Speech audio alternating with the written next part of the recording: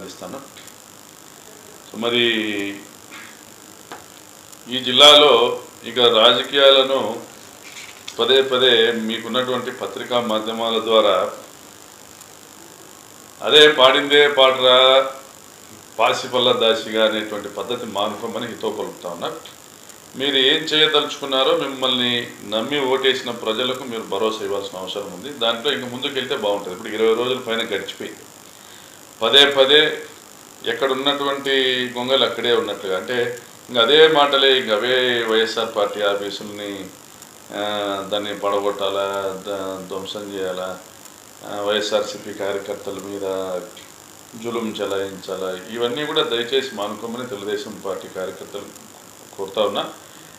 ఈ ముగ్గురు మంత్రులు కూడా ఒక క్రమశిక్షణను తీసుకొని వచ్చే విధంగా, శాంతి భద్రతను నెలకొల్పే విధంగా కఠిన చర్యలు తీసుకుంటారని కూడా నేను